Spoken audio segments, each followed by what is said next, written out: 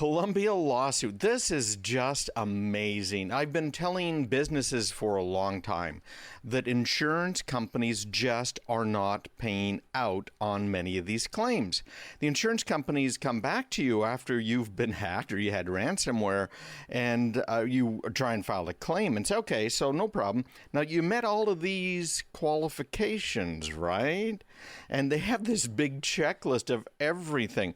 And I bet you most companies, if you have not seen this list, would be totally surprised by what the insurance companies are requiring of you. Now, the same thing's true of home users. If you look in your home policy, homeowner's policy, you probably see something in there that says ransomware or computer failures, etc. And they will cover, depending on your policy, some amount of money. Maybe it's 10 grand, 5 grand, could be a lot of different things, and it's not terribly expensive. Now, you got to ask yourself, why is it so cheap? Particularly when there are so many viruses, ransomware, Trojans, phishing, all of these things out there in the wild. And from a business standpoint, it costs a lot more. I know my business is paying a lot of money for the insurance. But we go through in detail everything that's right there in the policy. And we even ask for a list of everything, kind of separate list, so that we know what exactly they want. So we got a checklist, and I can send it to you if you want. Just go ahead and email me. So if you have a hack, if you have ransomware, and you have insurance, you're probably going to file against the insurance, right? Because looking at all of these numbers, a small, medium business is going to be putting out of pocket about $1.5 million. And that's if they're not paying the ransom. It's really expensive. It's difficult. And if you're a home user, oh my, you'll never get your information back. You have maybe a 50% chance if you pay the ransom of getting your stuff back. Think about all the photos you have on your hard disk, all of the letters, all of the emails. Same trick for business. And to business, it's not just all of the emails. It's your contracts, it's your plans, your intellectual property, everything that you can think of that's out there, getting it back. So this is interesting when we look at this company. It's called Cottage Healthcare Systems. They filed a claim of more than $4 million against a breach. Now, that is a fair amount of money, but it is not unreasonable for a medium-sized company. The SBA, the Small Business Administration, says that if you're under $10 million in revenue, then you are a small business. Under 200 employees, right? It has those levels. So think of it that way, right? A small business is not necessarily just some home users. You can have some serious money involved in a small business. So they had claimed here, this, again, Cottage Healthcare Systems, that they had been just totally protected. At least not from the cybersecurity standpoint, but from the insurance standpoint. And for years, software vendors have assumed that they can take that security risk and push it on to their customers. We're seeing this a lot in the medical business with doctors' offices. They've got these HIPAA regulations, and they've got all kinds of private information. Plus, they have payment card industry regulations that they have to fall under, or agreements, because they have credit card and other billing information. And of course, the billing information that's going to the insurance company has to be protected as well. And these doctors' offices are making a very bad assumption that somehow they don't have to worry about it. And the reason they don't have to worry about it is it's quite simple. Because I'm using a cloud service. Have you heard that before? Do you know anybody that said that? So I'm using the cloud thing now. Yeah. I'm using Salesforce.com for a regular business for your customer relationship management, or all of these patient management systems that are out there now. There's some, I'm just shocked, that won't charge the doctor's office anything, and yet they'll keep all of the client records for the doctor and supposedly keep it safe. Maybe they will, maybe they won't. And then also on top of all of that, they'll do the billing.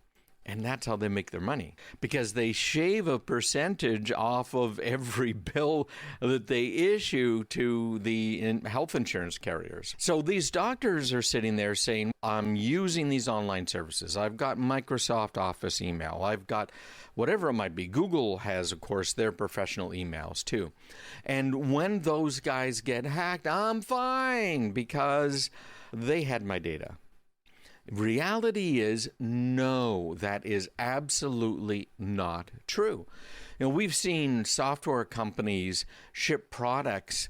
We've seen these cloud services deliver services with known vulnerabilities and expect the customer using the service or using the software to absorb all of the risk. And then the vendor of the services or software is protected from loss by its insurer.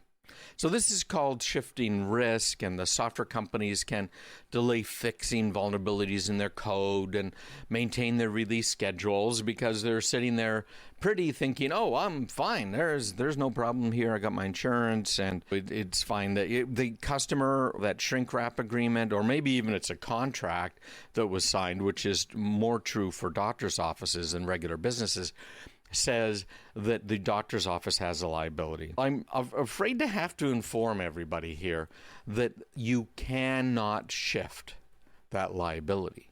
The insurance company is not on hook for covering the damage. And this is a very big deal.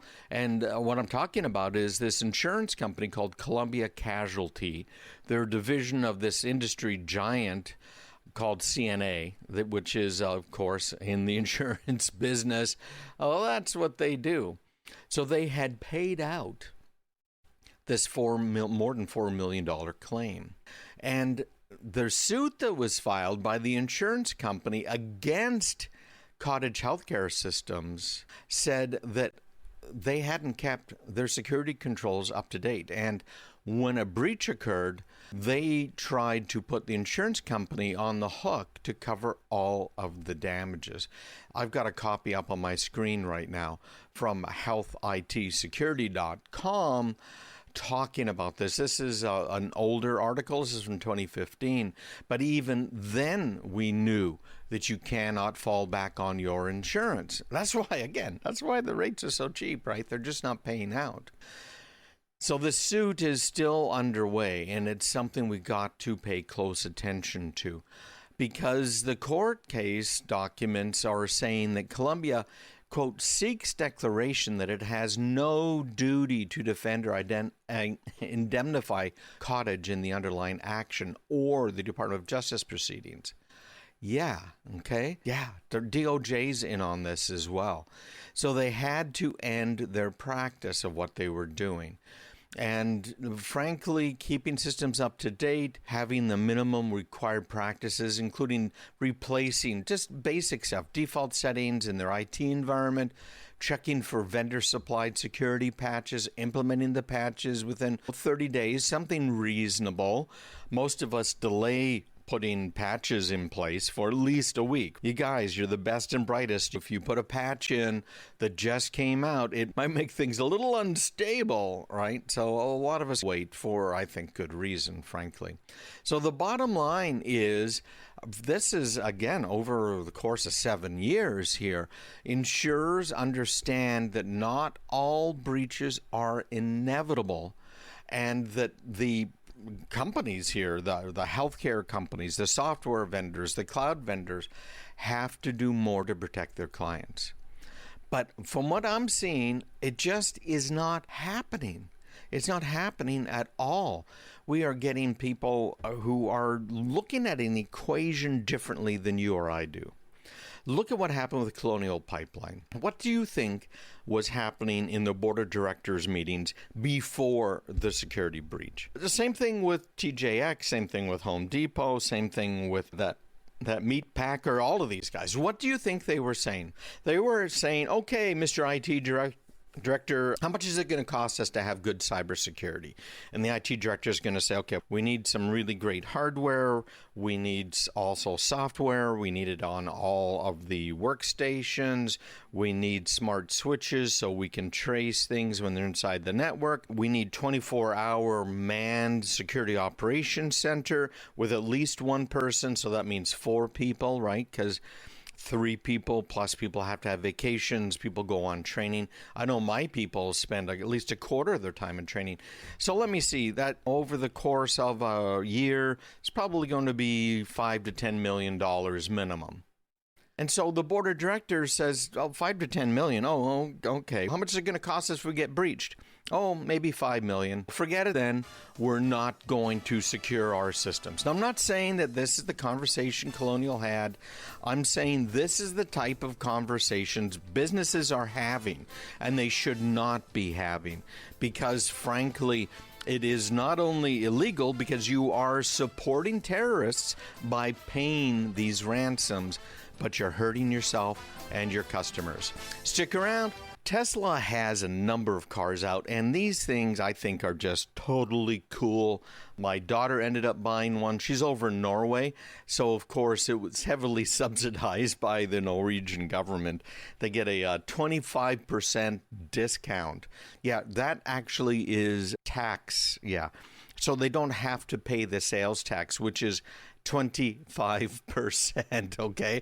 Norway is not a socialist nation, but they sure tax the living daylights out of everybody. But they allow business to do what it needs to do and move with far fewer regulations. But anyways, this isn't a political discussion.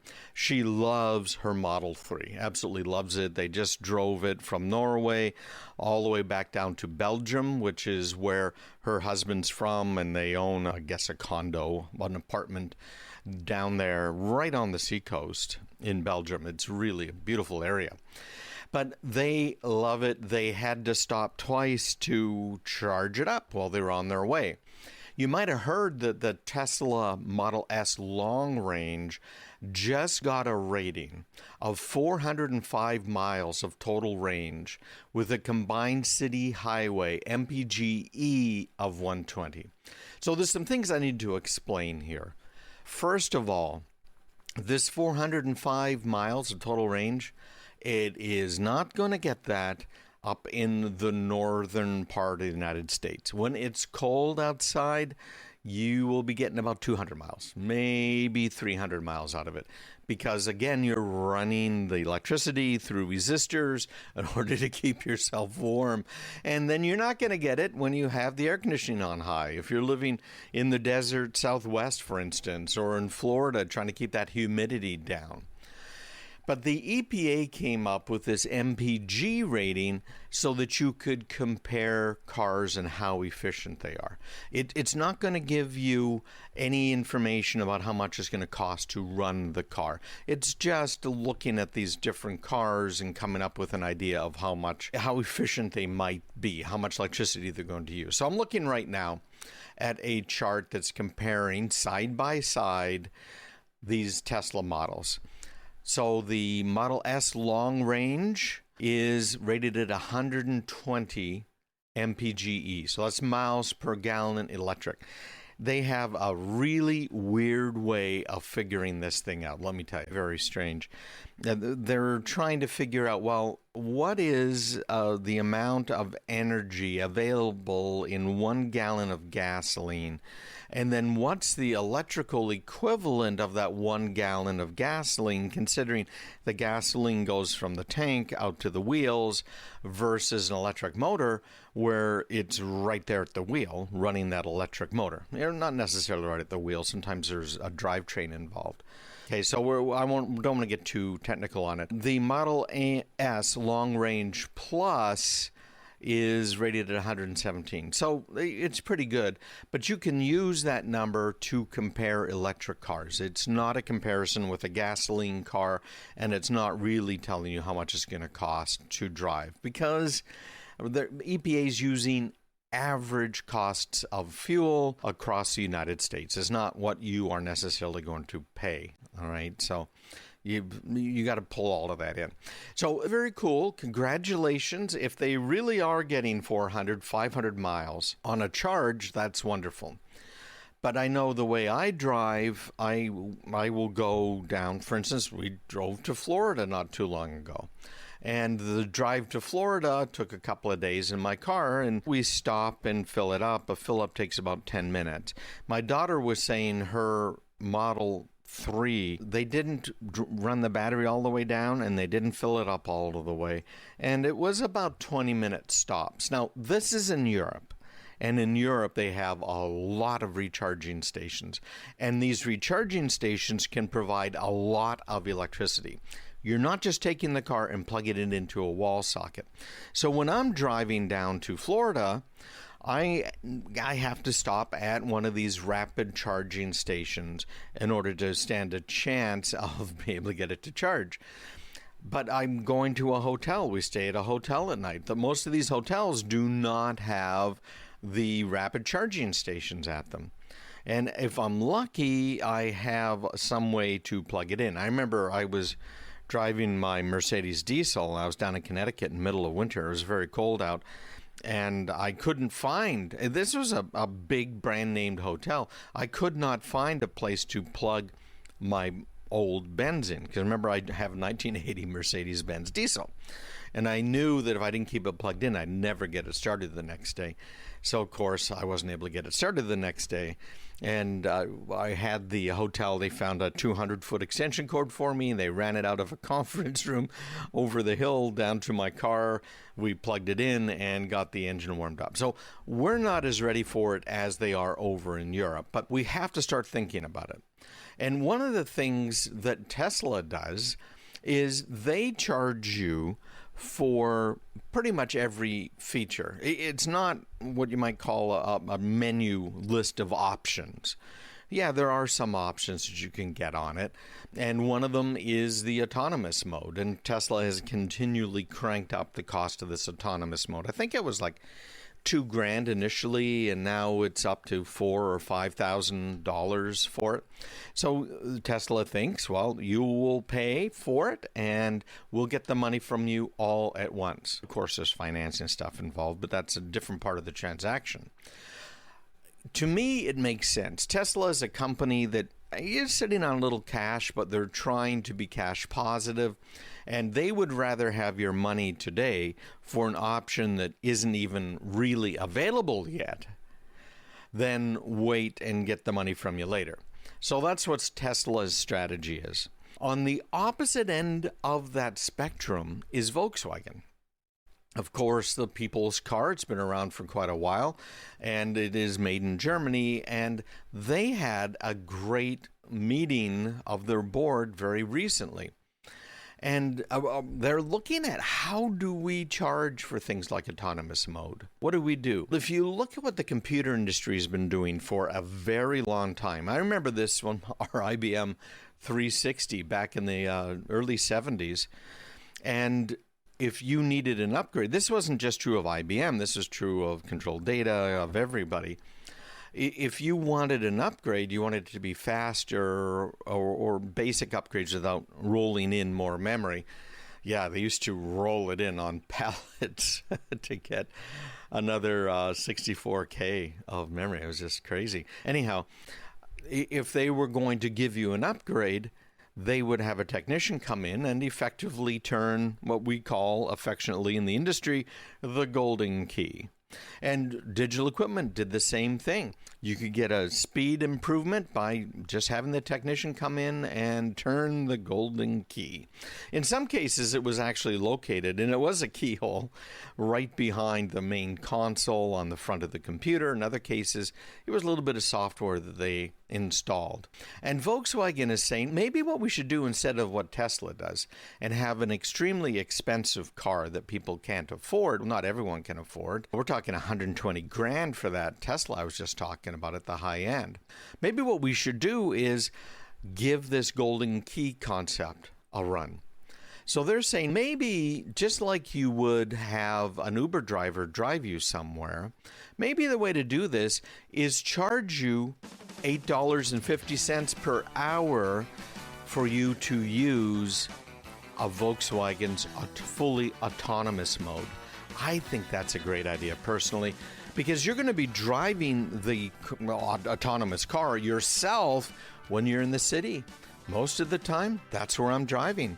It's just those trips to Florida. I'd love to have that autonomous mode. Bitcoin has been around now for quite a while. I explained this week too in my newsletter a little bit about what happens with Bitcoin. Oh, speaking of the newsletter, make sure that you got my newsletter this week. If you didn't, send me an email, me@craigpeterson.com. I can send it to you.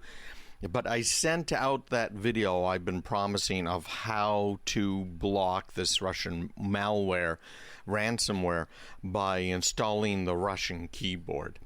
And it's online. In fact, it's on my website. You can just find it at craigpeterson.com. If you don't have the newsletter, it's in there as well. But Bitcoin has been seized. Last year, there was this whole seizure of more than $1 billion in Bitcoin. Yeah, $1 billion. And again, wow, you can't find out who has what or where it is. You can't seize it. Obviously, that's wrong. This $1 billion last year was seized from something called Silk Road. This was a darknet marketplace, and they specialized in mail-order narcotics. They had all kinds of different things that they were selling. Basically, if it was illegal and shippable or viewable online, you could get it on the Silk Road. It was really that simple. They arrested this Ross Ulbricht guy. He was called Dread Pirate Roberts. And this was when he was working at Glen Park Branch Library in San Francisco. They did that so he couldn't shut down his computer. So they were able to maneuver some of the evidence that they found that allowed the FBI to seize 174,000 Bitcoins from him. It was worth about $105 million at the time. And they later sold the cryptocurrency at auction, and he was sentenced to life in federal prison. Very big deal. And then now what we're looking at is something a little bit different. We're considering what happened with the Colonial Pipeline. And there have been some leaks, some people who are saying they've got some inside information. So we'll be talking about that as well. But apparently what happened at Colonial is one of these international police organizations, probably one of these Interpol countries or Europol, had been tracking some of the bad guys who had been running this ransomware operation. And while they were tracking them, they seized some information, apparently unbeknownst to the hacker. They seized information about the Bitcoin wallet that this hacker was using. Now, a Bitcoin wallet is something that has a password on it. It keeps your Bitcoin account numbers and these huge, they're not random numbers, but there are some random numbers for the passwords and your digital wallet number. But these huge numbers that are prime numbers that are used as part of the whole Bitcoin blockchain thing. One of these international police organizations had the key to this guy's wallet. So when DarkSide was paid that $4.5 million ransom, the FBI was able to track what wallet it was. Because remember, the whole idea behind Bitcoin and blockchain is that not that it's secret at all. In fact, there are hundreds of copies around the world about the transactions that are being conducted in Bitcoin. And that's why you have to use some of these clearinghouses. But just trying to keep this simple, these ledgers are everywhere. So the FBI was able to track the money. It apparently moved 3 times the day after Colonial Pipeline paid the ransom. And they were able to see which wallets it went into as it was moving around. And then when it ended up in a wallet that they knew about, and in fact even had the password for, they were able to grab that money. And that's exactly what they did. So again, the bad guys aren't the smartest cookies out there. And apparently the other thing the FBI has been doing is watching the transactions when people are converting Bitcoin into hard currency, into like US dollars or euros, whatever it is. So they're watching those transactions so they know, oh, okay, this wallet now took half a Bitcoin out and converted it into cash. They're tracking this. So they know who had the cash, what bank that cash went into, because oftentimes it's just your bank account number that's associated with it. So cash goes right there into the bank account, and the FBI knows it. So later on, if you use your wallet for some transaction, they know you used the wallet. It's in the ledgers that everybody that has part of that blockchain has access to, and they can now track you. So they've been a lot smarter about this. When you are either converting your hard currency into one of these cryptocurrencies, or you're converting your cryptocurrency into hard currencies. So they have been doing that as well. And it was the FBI office in, I think it was San Francisco, Northern California, that kind of figured this all out. Law enforcement, the FBI, have been really good about some of this stuff lately. So the assistant director of the FBI's criminal investigative division, his name is Calvin Shivers, talked about an operation they called Trojan Shield at a press conference about a week ago in the Netherlands, in The Hague. This is just amazing, because what they were able to do is crack criminals' encrypted communications. Now, here's what they did. They came up with some software that called Anom, A-N-O-M. And in order to use this Anom software, you had to get a special phone, and that phone had the cellular disabled, it had the GPS disabled, and then you could run this Anom on your phone. And so the bad guys were just totally in love with this, because it's everything that they'd want. It's a cloak and dagger thing. Oh, I've got to get one of these special phones where cellular is turned off so I can't be tracked by cellular, GPS is turned off so I can't be tracked by GPS, and run this special Anom software. And they were able to trick the bad guys into recommending this software to their friends. Guess what? It was software that the FBI had. They used it as a honeypot. And they worked with a global network of different law enforcement agencies, and they monitored every message written, every image, video that was sent across the service. So they decided, okay, we're going to do the swoop now. And it's crazy because they knew everything that was going on, and the bad guys thought they had no idea. This is a large-scale series of police operations, 16 countries, more than 800 arrests, the seizure of more than 8 tons of cocaine, 22 tons of cannabis and cannabis resin, 2 tons of synthetic drugs, 6 tons of synthetic drug precursors, 250 firearms, 55 luxury vehicles, and over $48 million in various worldwide currencies and cryptocurrencies, says Europol. Wow, eh? This is amazing. Led by Australian Federal Police and the FBI, as well as the Dutch National Police and Swedish Police. Absolutely amazing. Hey, you bad guys out there, pay attention, because law enforcement may have been behind, but boy, are they catching up. They're going to get all of these scofflaws. There are some amazing things happening with self-driving cars. I am so excited about it, what the future holds. We're not that many years off, considering, what is it now, 140 years, really, since the automobile hit the road? And what's really funny is some of those very first automobiles were electric. I was looking at some pictures this week of a show where they had all of these old vehicles, like some of them they called ancient. And they initially looked like just a regular carriage minus the horse. And frankly, that's probably what they were. A number of these companies that were making them used to make carriages.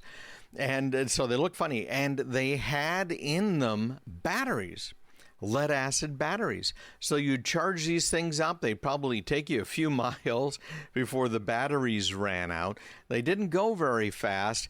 The first one was, I think it was like 1.25 horsepower, an electric motor that was driving the vehicle.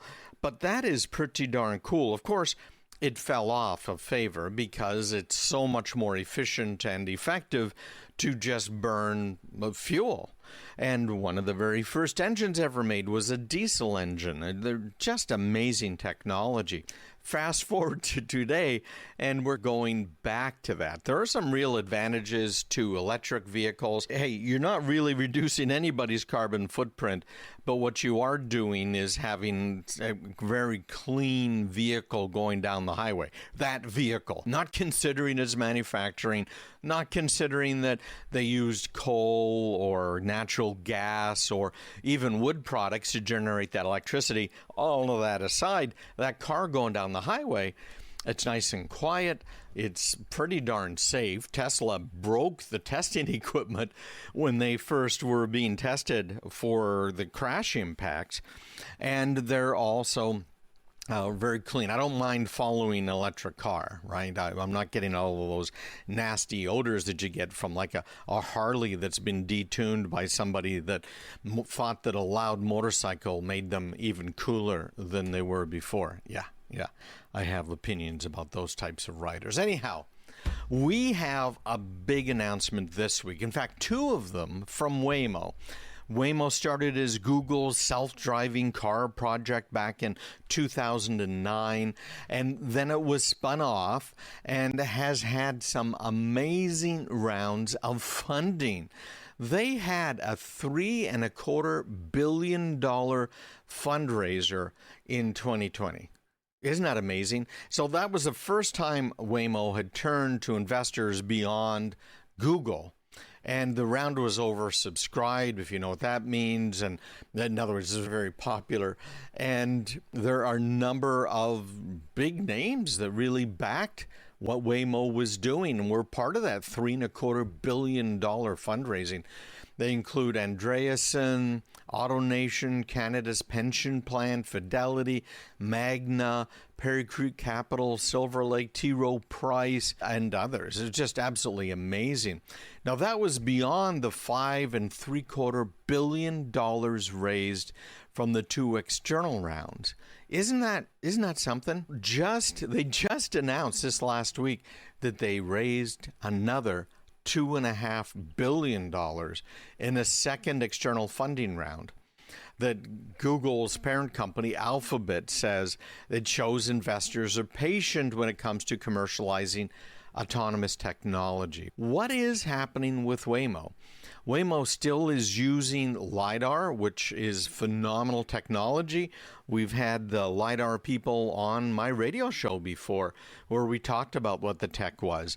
And LiDAR now, they've got it down to the size of a hockey puck, but it's different than what has been used by Tesla. Tesla's using cameras, a lot of them on the cars, and then it has to process it, try and figure out what they're seeing. And of course, they have to be able to see it in order to even process it.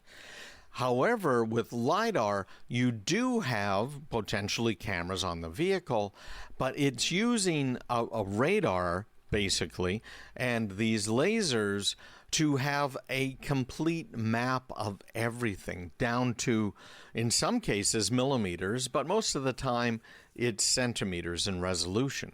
So the car can see, they can draw everything out that's on the road. They know that's a pedestrian or a cyclist or a car, etc. So it's very cool. And I'm looking at a picture right now that's in the newsletter this week of a truck. This is a Waymo truck. It's one of their test vehicles. Looks like it's a Peterbilt. And they have the LiDAR on the truck as well. They've got two LiDAR units. Typically on a car, you only have a single LiDAR unit, and they're very expensive too, at least for now. We'll see where this ends up going. So that's all well and good. But what is absolutely going to put the nail in the coffin of many competitors, frankly, at least for these massive amounts of fundraising, is the announcement with J.B. Hunt. If you've driven on our highways, you have seen trucks and trailers with the J.B. Hunt logo on them. These guys haul cargo, and a lot of it here in the United States. And Waymo announced that it's working with this trucking company, J.B. Hunt, to autonomously haul cargo loads in Texas. Now, they're not completely autonomous. We'll get into that in a second, but these are the big rigs. These are Class 8 trucks. They're equipped with this whole autonomous driving software and the hardware systems. Waymo calls theirs Waymo Driver. And it's going to be running on I-45 in Texas. If you don't know where that is, they're going to be hauling cargo between Houston and Fort Worth. That is going pretty much all the way up the state, at least up to the neck of the state, not including the panhandle of Texas, all the way on down to, of course, the Gulf Coast. That's where Houston is. So the trucks are going to have all this new software. They're going to have also cameras on them so they can record exactly what's happening. So that's part of the hardware package. And they're going to have a trained truck driver and Waymo technicians on board. And the idea is they're going to supervise it. They'll probably log things as they're going. Hey, this didn't happen quite right. That didn't happen quite right. And there will be sending that information back to Waymo, who will be making modifications to the software. So this is going to be an iterative process. But Waymo has been testing these trucks in the Atlanta area since 2018. So that's phenomenal. And what is really making this week's news announcement most notable is because they now have a partnership with a major truck operator, which is just phenomenal. So here is a statement from Craig Harper. He's the Chief Sustainability Officer over at J.B. Hunt. This will be one of the first opportunities for J.B. Hunt to receive data and feedback on customer freight moved with a Class 8 tractor operating at this level of autonomy. While we believe there will be a need for highly skilled professional drivers for many years to come, it is important for J.B. Hunt as an industry leader to be early involved in the development of advanced autonomous technologies and driving systems. Now, this is just amazing. This is in an article from Ars Technica, because I think J.B. Hunt is right about this. This is the future. Now, how long will it be before these various autonomous vehicles are out there driving? How long will the truck drivers be able to have the types of jobs they've had for so long? I don't know. Obviously, J.B. Hunt doesn't know. Waymo doesn't know. But we're suspecting that the first step here is going to be the long haul portion of the truck's journey is going to be autonomous. So you're going to be able to be driving down major freeways here in the U.S., and there will be truck after truck driving pretty darn close together, which is going to make it tough for you on a two-lane road to pass them and go in between them, although they will make some space. But it will make our roads much less jammed by traffic, because all of these autonomous trucks are going to be moving at whatever the speed limit is. They're going to have minimal spacing between them, which is going to be really good as well. And they're not going to be doing stupid things like pulling out in front of you. That causes you to hit the brakes. And when people hit the brakes, it causes the traffic jams, which cause accidents, which cause more traffic jams. So they're just going to stay in their lanes. They're going to be going the speed limit, and our roads are going to be safer just because of that. But that last mile and that first mile are where things are going to be different. So you're going to see staging areas, what we have in so many parts of the country, where you are carpooling into a big city. So the truck will have a regular driver who's a short haul driver now and is going to drive that truck up to the staging area. Maybe he'll drop the load. Maybe he'll get out of the truck and take an Uber back to the next assignment. And then that truck is going to get out on the highway. Obviously, it needs to be inspected, and so there will be inspection safety lists, and ultimately that'll be done by robots as well. And then the truck gets on the highway, down it goes, and it gets to its destination area, again, the last mile, which might not be a mile. It might be 10, 20, 30 miles, depends on how dense the population area is. And that's one of the interesting things about Houston. There's a lot of people in Houston, and also, frankly, in Fort Worth, more in Dallas, but in Fort Worth as well. So that driver will then pick up the truck right there outside Houston and will drive it that last mile to deliver their load to wherever it might be. This is going to be incredible when it actually happens. It's going to cut down the costs of driving on the highways, taking all of our supplies that way. I'm a big fan of rail. I think rail makes a lot of sense, certainly for the route from Fort Worth down to Houston, because there's already major rail lines, but we subsidize trucking so heavily here in the U.S. with our roads that I don't know that they'll ever come back.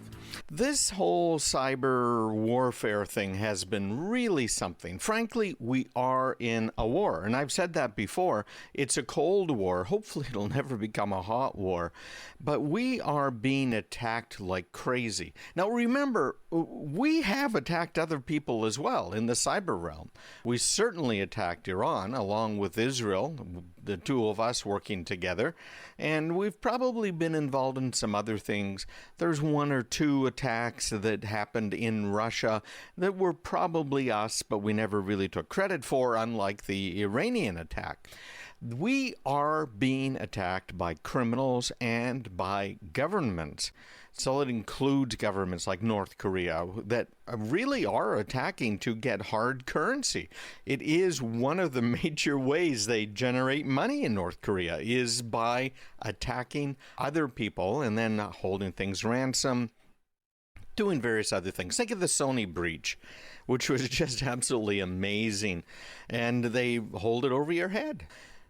What are we going to do about it, though? That's the big question. We all know we're constantly under attack. And I'm going to, by way of full disclosure here, mention that I am working on something right along these lines for the small business and home user, but primarily the small business, very small business, 10 people or more. But let's talk about what I think the answer is. And of course, I think it's the answer, so that's what I'm going to do. But these cyber attacks are constant. They're everything from annoying to devastating. I look at the logs on our machines and our clients' machines, and we're seeing hundreds of attacks, sometimes hundreds of attacks a minute. It's just insane. And these devastating attacks that bring down parts of our infrastructure are a really big deal. So what does President Biden do this week when he's meeting with President Putin? President Biden gives him a list of what we consider to be our critical infrastructure. Yeah. He said, don't attack these, please. Now, of course, what's he going to do? He's going to attack those because they are part of the critical infrastructure. Thank you, President Biden, for giving me, Mr. Putin, President Putin, a list of targets I should go after. I think that was just absolutely ridiculous. But he also seems to have been drawing a line in the sand, right? This red line. Now, President Obama did that before, and he kept shifting the line. And President Obama wasn't the first president to shift the line. But our message to Russia is not clear. There's nothing behind it. And it's bended knee time. The same thing's true with China, because they're coming after us. They know so many of our military secrets. Look at their latest jets. Look at their ships. They are based on U.S. designs. Even the engines on them are based on U.S. designs. Because, bottom line, we are not secure. So let's get into this. What have we been using for our cybersecurity? And the answer to that is, for decades, what we call a signature analysis. So basically, think about the SARS-CoV-2 virus. SARS-CoV-2 hit us and hit us, fairly hard. No question about it. People died, and that's not a good thing. But it did hit us pretty hard. Why did people die? Why did we need to have some sort of a shot in order to help protect us from the SARS-CoV-2? The answer is we did not have natural immunity. Now, you could argue about the shots, right? But we didn't have natural immunity. If you've had a specific virus, the odds are very good that you have T cells. The T cells remember the old viruses that have attacked us in the past, and we can quickly mount a defense. So those T cells recognize it, say, okay, I know how to deal with this. This is a bad thing. It's got this corona head on it, and it's, oh yeah, this is SARS-CoV-2. So it then starts to generate the right antibodies, and off we go. That's what we have been using for decades now, these rules-based systems. And they've been applied in cybersecurity to detect malware signatures. You got a virus. They would look at that virus. They'd find strings inside of them. Now, the strings could be a name. That certainly happened before. It could just be instructions that are part of it, but some sort of a signature. Sometimes you can just checksum something and then compare that checksum as a signature against known malware that's out there. That's what your Norton does. That's what your McAfee does. That's what pretty much all of the antivirus software does. And frankly, that's also what we see happening with our firewalls that we're using and all of the security equipment. It's very basic. Those signatures are designed to look for known insider threat patterns. So they look and they say, oh, okay, I've seen this before. I know how to respond to it. I'm going to cut it off. Hopefully that's at the firewall. Most of the time, we're not running next generation firewalls. So the firewall doesn't detect it. It gets onto the network, it gets onto a computer, and hopefully the computer recognizes it. But the problem there is the one word known. It's looking for known insider threat patterns. That's a real problem because what we're seeing now are unknown threats. The unknown insider threat, someone who is working for you and is trying to exfiltrate some of your data. Maybe it's a salesperson who's thinking about leaving and wants all your client list. Maybe it's an engineer. Man, have we seen that before? Just ask Tesla or many of these other big companies about it. Someone's thinking of leaving, so they might as well put a few things in their pocket besides the pencil on the way out the door. Those are insider threats. How do you recognize them? And I've been working on that for years. I had a product that would look at all of the access to a file server, a Windows file server, and would try and do some comparisons on it. And you know what? It did a half-decent job. But that was years ago. I, again, was looking for known patterns. So in other words, they're pulling out data and they're not supposed to. Why is that sales guy into the payroll data? Those sorts of things. We need to move into AI, artificial intelligence, machine learning, whatever you might want to call it. We're not talking about Skynet here. We're talking about something that's really rather basic. Just some form of an AI that looks for patterns. And that's what I'm working on right now at the low end, because we've got some of these at the very high end. But AI has the ability to do some self-learning. And that's the big deal. They can learn more about malicious activity, about patterns that they're seeing, these insider threat patterns, external threat patterns. And these AI methods now can even learn based on data that could already have the threat activity in it. And it learns from that, and then it pushes it out to others. That's part of the reason we use the high-end Cisco stuff for our clients that want real security. Because it learns, it figures it out, and it shares it with thousands of other of these high-end Cisco firepower firewalls with all of the other software that's in behind. This is a very big deal because AI can synthesize the difference between normal router outages, for instance, or it's a botnet attack. It's an attack from a Russian who might be trying to do distributed denial of service, which has been way up in the last year. So in this cyber Cold War, we really have to assume that our defenses have been breached and our adversaries are already in our systems. The great article here, I just quoted that from Dark Reading by Nancy Grady. She's the chief data scientist and solution architect. But here's the real big deal. She's a data scientist. That's where it's moving. That's why I'm putting together the software using other people's software. So for instance, the advanced malware protection stuff, information that's coming out of an Active Directory server, and feeding it into an artificial intelligence engine that I have already done some training on, and then have it look for things. That, I think, is where we need to do. We have to search for unknown patterns of malicious activity. Artificial intelligence really is the arms race, and China has said that by 2030, it will be the world leader in artificial intelligence. Remember Google? You've heard of them. Alphabet, which is the parent company to Google, decided it would move its artificial intelligence lab to China. Thanks, Google, for giving away all of our advantage in the AI world. Absolutely. Where we will end up with this Cold War arms race is having artificial intelligence trying to defend against artificial intelligence trying to attack. Now, it's really interesting looking at how AI has been used in other fields. And in fact, they've had AI generating fakes and AI trying to detect the fakes. So going back and forth, improving both of them.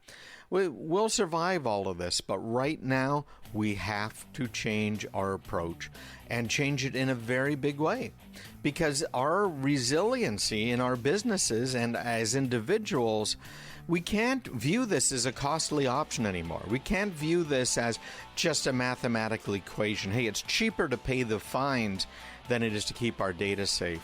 We have to make it an essential part of doing business. There are some really interesting bills that are trying to pass through Congress right now that are designed to help protect us. And it's interesting because we're seeing these brick and mortar retailers, including Home Depot, Walgreens, JCPenney, which support these bills versus the online retailers like Amazon, Etsy, eBay, Poshmark, and others who are arguing that this new legislation is going to hurt small sellers, particularly home sellers. Great article from Ars Technica by Tim DeChant this week, and I've got it in my newsletter, so make sure you double check the newsletter. But these bills have come out now as brick and mortar retailers have lost ground to online retailers through the lockdown.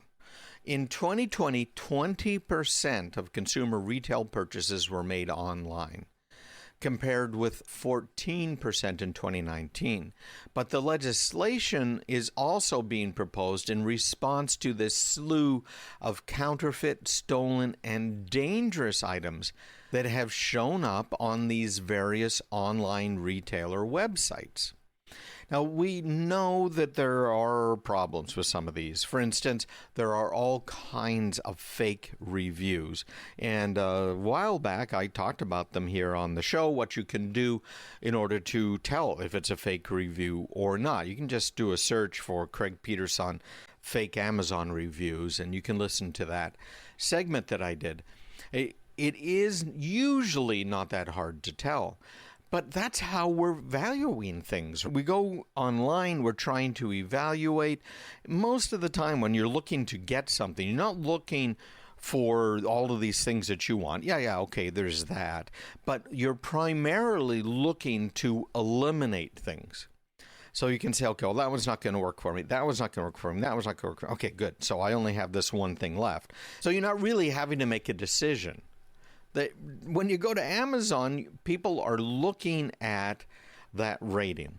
How many people have rated it and how high is the rating? And you'll probably read a few of the reviews. And Amazon will usually mix in some lower star reviews. just to make it seem a little bit more legitimate. But many of these vendors are doing some, frankly, unethical things. For instance, they will go and say in your product when it's shipped to you, if you go ahead and give us a review and send us a copy of the review, we will ship you another one, or the next one will give you a discount on, or a lot of different things. And so people are incentivized to give reviews, which I guess isn't bad. But unfortunately, a lot of people have been incentivized to give bad reviews, because there's even companies out there that you can hire to have people do reviews. So one of the ways to tell if a review is fake is read some of those reviews. Let's say that the review is for some eyelash mascara or something, okay? So it's for mascara. And you're reading the reviews and it says, yeah, this supports far more weight than I thought it would. Or, yeah, this has been running really well for them. Do those sound like they're talking about mascara or something else? Because oftentimes these fake reviews are just generic ones that they've hired people to go ahead and post them online. When we're talking about these bills, though, what we're really worried about is who is really the seller. If you buy something from Amazon, you may not actually be buying it from Amazon. Amazon's become much more clear lately. If you look at something, you can see it's actually shipped from company X or Y, whatever it might be. And it's not really, well, maybe it's shipped by Amazon, but it's provided by company X. And the way Amazon's business model generally works is you have a product that you want Amazon to sell, so you ship a certain amount of that product to Amazon, and usually Amazon dictates how many they want to have on hand. And now it's in Amazon's warehouses, and that way they can ship it out in a day or two, depending on the product, et cetera, et cetera. They don't want to have unavailable product. So that is handy for you, but it's coming in an Amazon box. It's coming from an Amazon not website, but from an Amazon delivery center and warehouse. But if that product is counterfeit, if it had been stolen, if there are dangerous items in it, we've seen that again and again. I remember I did a television segment about these cases that people were buying for their phones, the glitter cases, and how the fluid that the glitter was suspended in, so you can turn it around and the glitter moves around. Isn't that cool? That fluid was actually burning people if it leaked out. That's how bad it was. So who do you sue? Who do you go after if you need to recover the damages because you had to go and see the dermatologist, maybe even had to have a skin graft, just because you bought online from Amazon, who seems to be a reputable, retailer online, and they certainly are. Just because you bought a case for you, many people have found out, well, it isn't Amazon, and Amazon says they have no liability. Now, here's the second part of this problem, that anonymity provides cover for all kinds of fraudsters and criminals. It's really not uncommon to find counterfeit and potential harmful things on these various online retailer sites. Back in 2018, the Government Accountability Office ordered 47 items, including shoes, travel mugs, cosmetics, phone chargers, from third-party sellers on, quote, popular consumer websites. So of the 47, 20 of them were counterfeit. That's almost half. That's what, 40%-ish. That's crazy. They were counterfeit. Even non-counterfeit items that are bought from these third-party sellers through these big websites have been implicated in consumer harm. Again, 2018, a 19-month-old in Texas was injured after ingesting a battery that fell out of a loose battery compartment in a third-party Apple TV remote. So the parents in that case in Texas asked Amazon to stop selling this product that was obviously defective and requested the contact information for the seller, somebody named Whozy G. who ran the Amazon store. USA Shopping, $76.93.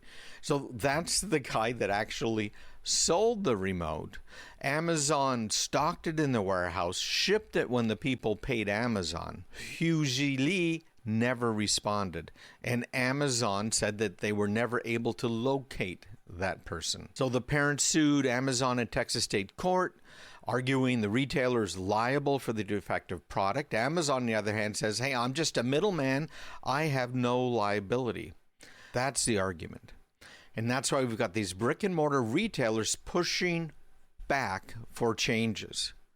So consumer product laws, they hold businesses liable for injuries if the stores don't take the sufficient measures to help keep these defective products from reaching consumers. Online marketplaces have not had those types of rules in place. And they say we don't control third-party resellers. So we'll see what happens. We have a couple of different groups out there, some fighting against the bills, some fighting for them. Keep an eye on this. You might want to contact your Congress critter and let them know how you feel about this, because it is a problem, absolutely problematic.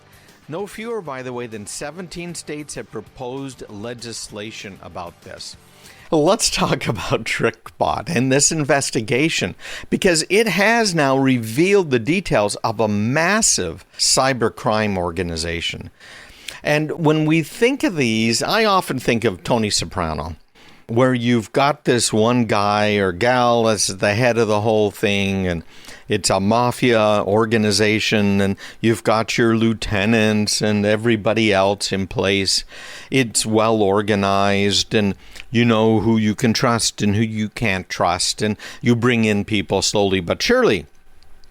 That apparently is not how TrickBot ran, and is, near as we can tell, not how most of these criminal cybercrime operations actually work. It turned out that nearly a score of cyber criminals, this is from Dark Reading, allegedly worked together to create this TrickBot malware. And they were able to get it on computers and affected more than 1 million users. Now, this is from an indictment that was just unsealed. This group that was behind it is fascinating, absolutely fascinating. They were able to infect this 1 million systems in nearly a dozen countries. But how do you do? Normally you use a zero-day attack, and we've talked about those before. You might also be using an old attack that should be patched already, but people haven't bothered patching. But that's conceptual. When you get right down to it, you've got to have malware experts, you got to have software developers, you got to have technical support people, you've got to have your money mules that can take the money and clean it up for you. That's modern money laundering. They've got to have other people involved in all of this. And that's what this indictment against one developer said. This guy is a Latvian national, Alla Witti. I assume it's a guy, but national from Latvia. And he's charged with being a developer with this group. That's fascinating, because the indictment shows this sprawling, frankly, ad hoc organization that expanded its operations to include 20 different people. And probably more. Think about that for a minute. This is not Tony Soprano. These groups need to move and move fast. So it looks like what's been happening is someone has a bright idea of, let's use this zero-day attack and let's go make some money. But how do you do that? Because you need all of these people I just described. How do you make it all work for you? Because the group gave programming problems to potential developers. They discussed which programmers suited their needs and used a variety of cybercrime services to improve their operations. That's how they work. Can you believe this? It is absolutely amazing. Apparently, they could not find enough developers internally, so that's where they went over to Russia and Latvia and some of these other countries to try and find people. And they would ask them these kind of leading questions to see how they felt about being involved in cybercrime. And what fascinates me is a lot of these guys obviously had no problem with it. Now, some of them might not have known. They might have had a task to do this, make an installer for us, a basic task, or even make this software so you can't easily find it on the computer. Guess what? That's exactly what some of this antivirus software does. It hides itself so that it makes it harder to find. So there's legitimate reasons for all of the different parts of what this malware does. No question about that.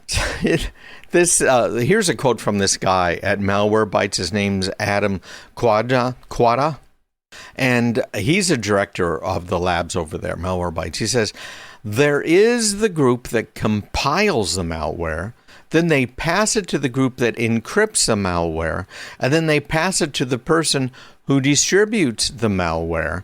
The fact that these folks were reaching out via Russian job sites for developers means that their operation grew too large for the talent pool of the cybercrime world.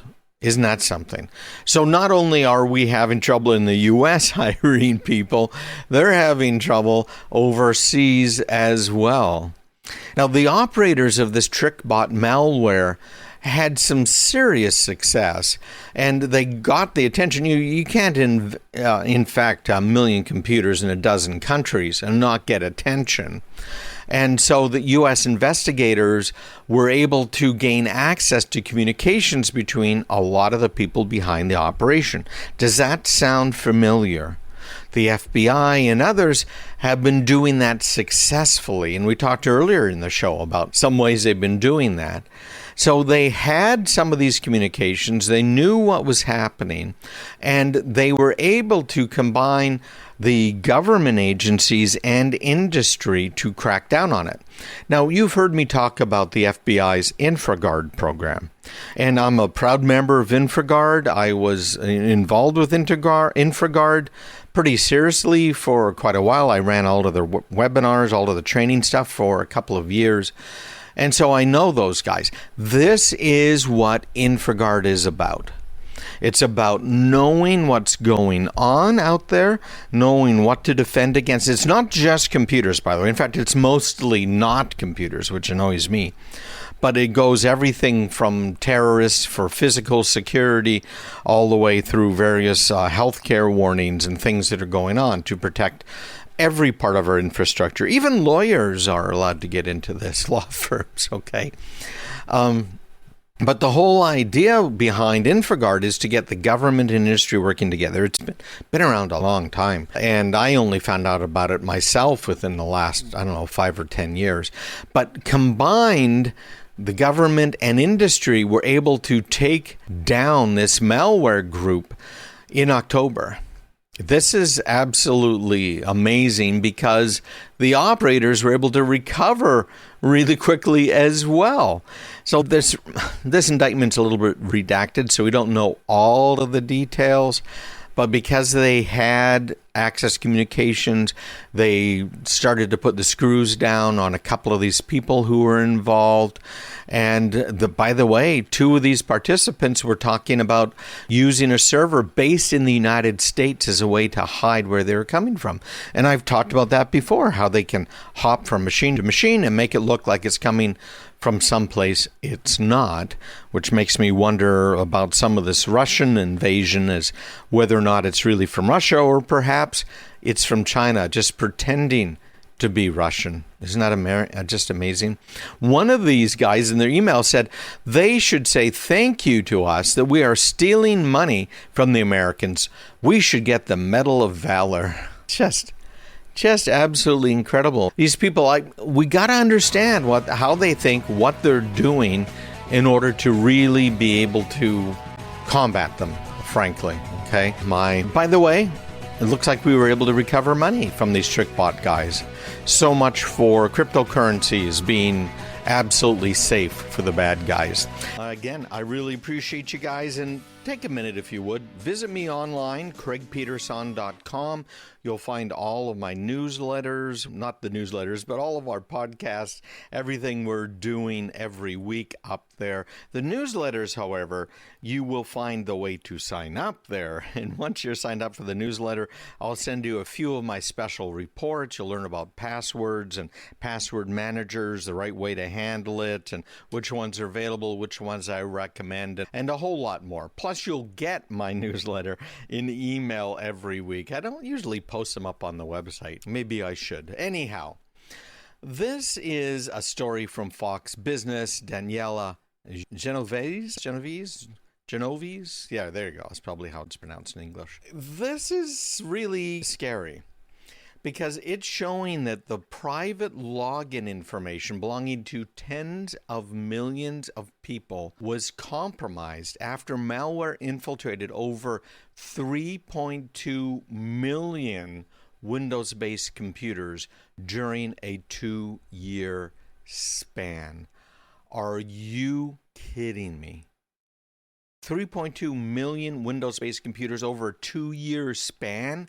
What are people doing with their Windows computers? Or maybe the better question is, what are they not doing with their Windows computers? Are they not applying the patches? What's going on here? How can you have something like that happen? It should never happen, but it did.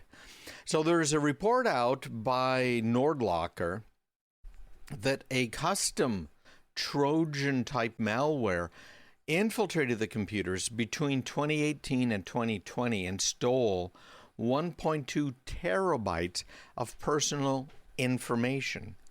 So as a result, these hackers were able to get their hands on nearly 26 million login credentials, including emails, usernames, and passwords from almost 1 million websites, according to this report. Absolutely crazy, isn't it? So the targeted websites include major companies like Amazon, Walmart, eBay, Facebook, Twitter, Apple, Dropbox, and LinkedIn. You've heard of all of them, right? This is why I really stress everybody. You need to go to haveibeenpwned.com. This is a free website, Have I Been Pwned, spelled P-W-N-E-D, haveibeenpwned.com. Go there. Check your email address. Now you can even put in your phone number and see if your personal information has been stolen. Now, if you've had an email address for any period of time, and if you've used it in the online world, I can pretty much guarantee it is out there.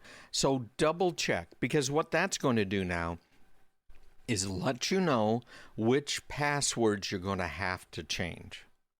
So if you had a user account at a site that was hacked and they did steal your personal information, obviously you can't get a new social security number. They will not give you one.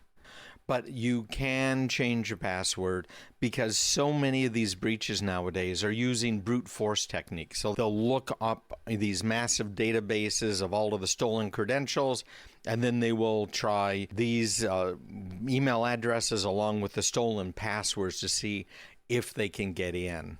Okay. Now, here's the software. This is particularly interesting.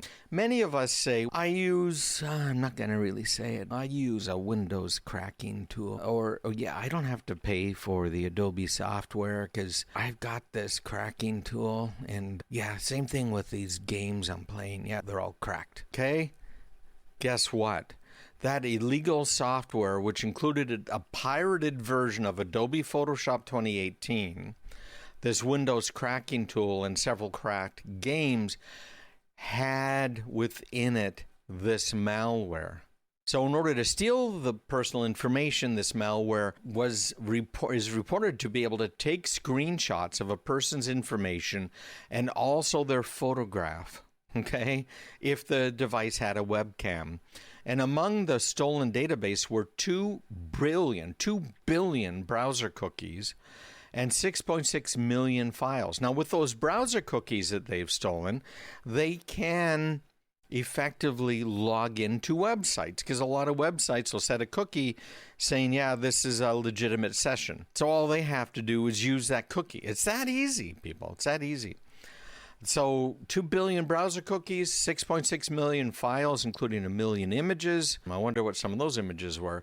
And more than 650,000 Word and PDF files. All right. So even if they don't try and use the cookies to log into a website, they can use them to figure out the habits of people, because the cookies are associated with a particular URL, so they know where you go online. They know that you use Bank of America or whatever bank it is you're using. And now they can use that for phishing. Okay, this is just crazy. Don't use pirated/cracked software. It's bad enough to use legitimate software, okay? Making up the bulk of the stolen database, according to Fox Business, was 3 million text files, 900,000 image files, and 600,000 plus Word files. Some people, by the way, I just had a question about it this week from a listener, saying, hey, listen, I put all of my passwords in an encrypted Excel spreadsheet. Is that according to NordLocker, they said that the most concerning thing was that they found people even use Notepad to keep their passwords, personal notes, and other sensitive information. So when we're talking 3 million text files, some of those text files had people's social security numbers, names, bank account numbers, passwords, everything. And I know some of you guys are saying, yeah, that's me. I'm in trouble now. Yeah, you are. Sign up for my newsletter right now, and I'm going to send you this report. It's about 10 pages long. It goes through some details you can skim over and also tells you what I recommend and how to use it. Okay? So you got to do it. CraigPeterson.com. That's PetersonSON.com. And you'll see right there on any page, in fact, if you scroll up or down a bit, you'll see a sign up for my newsletter, or you can go straight to CraigPeterson.com/subscribe. And also make sure you go to haveibeenpwned.com. That's haveibeenpwned.com. Now, if you missed any of that, you can just email me at craigpeterson.com. That might be easier to remember. And remember, my wife had a horrible accident and emergency surgery, and so I'm helping to take care of her. So my normal, little bit delayed responses have been very delayed for about the last month, and probably will be for another month or so. So keep that in mind. But you can email me, me@craigpeterson.com, and ask me any questions that you might have. Be glad to answer them and give you those URLs as well. But just go to CraigPeterson.com, sign up for the newsletter. And then when you get the newsletter, you can just hit reply and it will go to me. So you can always ask a question that way too. CraigPeterson.com/subscribe. Now, we're going to finish the show off with something else that is eye-opening. It was eye-opening to me. It's got to be to you too. This is again from Dark Reading. This is a new study by Symantec, and they found, in looking at iOS and Android apps that were released on Apple and Google's app stores over the last 5 years, that many of these apps are breaking the protections that Google and Apple have specified, specifically breaking the encryption protection. If you go to a website like HTTPS, by just doing HTTPS :/CraigPeterson.com, for instance. So going to my website, HTTPS:/CraigPeterson.com. Do you realize that you have now set up a VPN between your computer and my server? Yeah, you don't need a VPN from one of these companies out there, which is actually going to make you less safe. You don't need any of that at all. It's going to go, all of your traffic's going to be encrypted back and forth. And the mobile apps are supposed to use the same type of encryption whenever they need to talk to a database or talk to one of the sources that the app might need that's out there on the website. And it turns out, as they were looking at this unencrypted traffic coming to and from these apps, that it's transferring sensitive data that is completely open to interception and compromise by attackers. Now, I know some of you guys are saying, I listened to the ad for the VPN software, and it says it's keeping my data out of prying eyes, so I'm safe even if the app is sending it in the clear. No, you're not. In fact, you are less safe. And if I did a webinar on this about a year ago. If you want a copy of it, I'll be glad to drop one to you, a link so you can watch it. But it's like an hour long, just explaining what's happening and why and how and when it's appropriate to use a VPN. None of these commercial VPNs that you hear advertised, really, you shouldn't be using those. So there's other things you should be doing instead.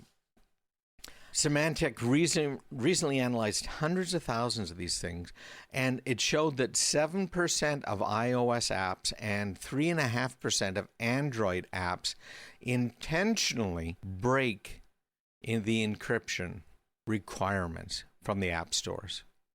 It's absolutely incredible. We'll see what happens in the future. Apple is cracking down right now more and more. Google's been doing some crackdowns as well, but Apple has a tighter infrastructure. They can lock down a little better than Google can. All right, everybody, that's it for today. Thanks for listening. Thanks for tuning in. Of course, you can find me online, craigpeterson.com. Make sure you sign up for the newsletter. You'll get some free special reports along with that. And if you have any questions, email me, me@craigpeterson.com.